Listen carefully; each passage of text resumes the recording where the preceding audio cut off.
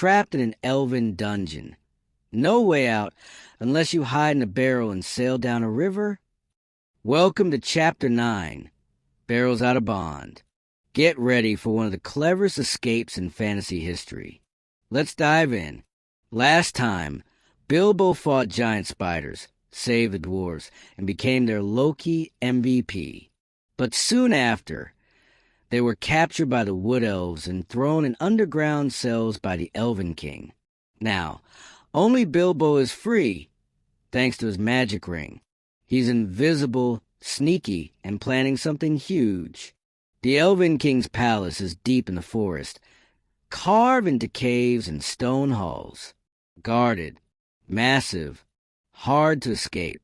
The dwarves are locked up, confused and angry, but Bilbo, he's sneaking around like a ghost. He listens, learns, and discovers one important detail. Barrels of goods come and go by river. Empty barrels are tossed into the river and float downstream, out of the palace, through the forest, all the way to Lake Town. And that gives Bilbo an idea. Bilbo secretly talks to each dwarf, shares his plan, and tells them to trust him. Then one night, during a feast, he puts the plan into motion. He uses his ring to stay invisible, steals the keys from a drunk guard, and unlocks every cell. But there's no time to escape through the doors. The palace is still crawling with guards. So what does Bilbo do? He packs each dwarf into an empty barrel, seals them shut, and rolls them down a chute into the river. And yes, the dwarf complained the entire time. It's dark, it's wet, it smells like fish. But it works. Bilbo, he has no barrel. He just jumps and clings to one as it floats away, cold, tired, and soaking wet.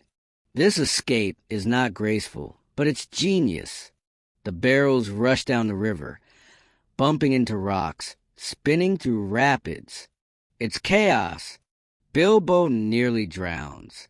The dwarves are bruised and seasick. But eventually, they float out of Mirkwood and into a wide lake, with the lights of a town glimmering ahead.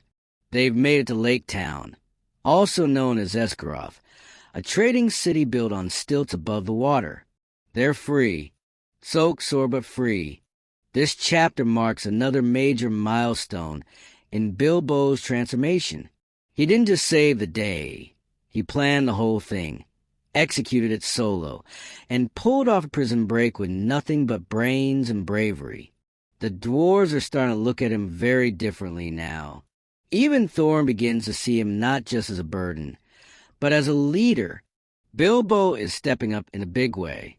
As they arrive in Lake Town, the locals are curious and soon thrilled when they learn that Thorin, heir to the Lonely Mountain, has returned.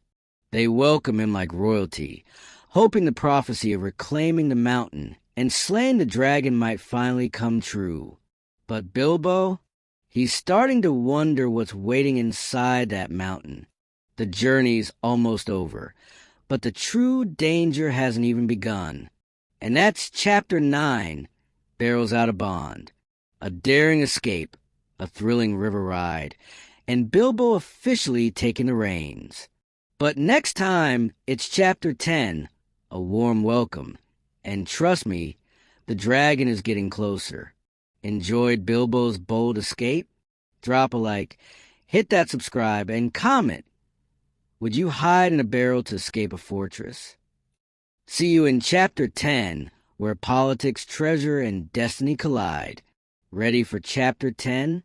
It's the calm before the storm, the last stop before the dragon's lair.